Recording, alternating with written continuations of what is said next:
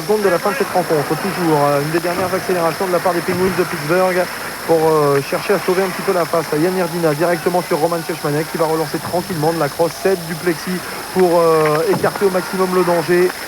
Crosse haute. Ouais, crosse haute de la part de Peter White. Si ce palais avait été récupéré par un joueur de Pittsburgh, il n'y aurait pas eu de coup de sifflet. En l'occurrence, là, ça a été récupéré par Paul Ranheim.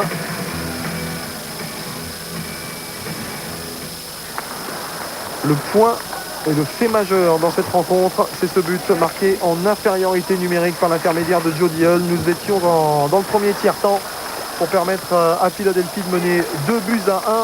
Ouais, également la grosse mise en échec prise par Yeager le long de la balustrade.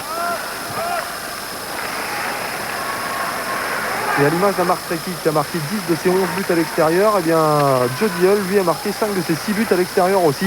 Ouais, il en est même à 11 buts maintenant à l'extérieur pour Recchi.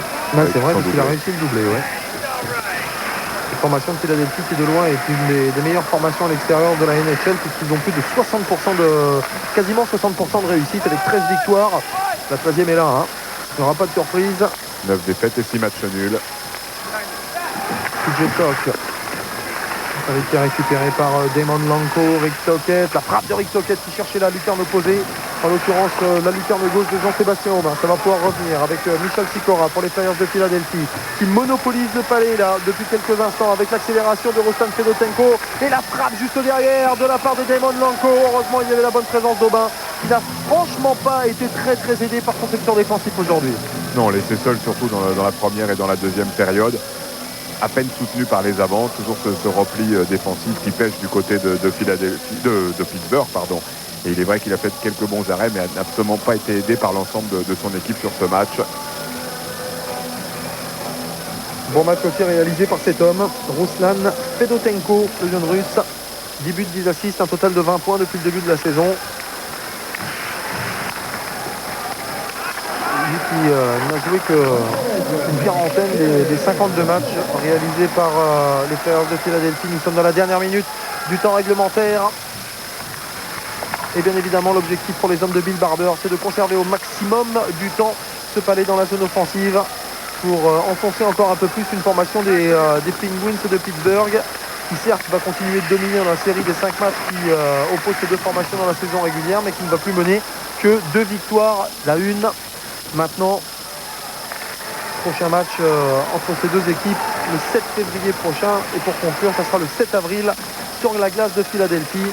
Rick Tocchet. Et voilà, une place de l'autre côté avec Bob Bofner.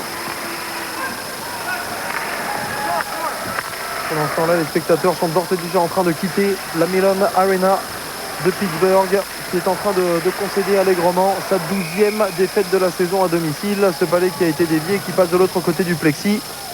L'occasion pour nous, Stéphane, de commencer à faire une première analyse. Et la première analyse, elle est là, à domicile pour les hommes d'Ivan Linka. 80 buts marqués, 84 d'encaissés. Le secteur défensif ne va pas, c'est une certitude. Ouais, on l'a vu surtout dans la première période où Pittsburgh a réussi Philadelphie a réussi à prendre l'avantage avec 3 buts marqués pour seulement un de mieux en supériorité numérique. On a fait la différence dans cette première période. On a assuré dans la deuxième en remportant également sur le score de 2-0 pour une avance de 5-1 et jouait très bien la dernière. Sur le plan défensif, on a continué à jouer de la même façon. On a été beaucoup plus prudent offensivement. Peu de travail pour Aubin. Garder cet avantage de 4 buts et surtout ne pas en encaisser pour garder le moral de son gardien Cechmanek qui est aujourd'hui l'homme du match. Alors c'est majeur du côté des Flyers de Philadelphie qui remporte là leur 26e victoire de la saison. Fait majeur, ça a été une belle abnégation dans tous les sens du terme, avec beaucoup de présence physique, un minimum de pénalités encaissées et surtout beaucoup de réussite. 2 hommes avec un doublé, Keith Primeau et Mark Recchi. Et oui, le bon but de Hull qui a donné l'avantage de 2-1. Vous l'aviez dit, but marqué alors qu'on était en infériorité numérique.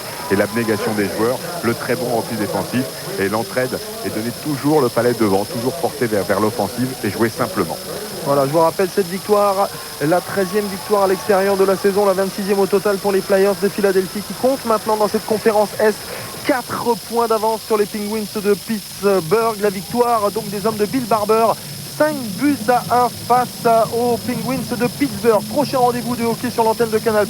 Vous y serez, c'est une certitude. Dimanche, le rendez-vous est fixé à minuit pour le fameux All-Star Game qui regroupe tous les meilleurs joueurs de hockey du monde. Ça sera sur la glace de Denver, bien évidemment, en compagnie de Stéphane Clou. On va vous faire vivre ce grand moment de hockey. Merci à tous de nous avoir suivis, alors que l'étoile du meilleur joueur du match est donnée à Roman Krejmanek.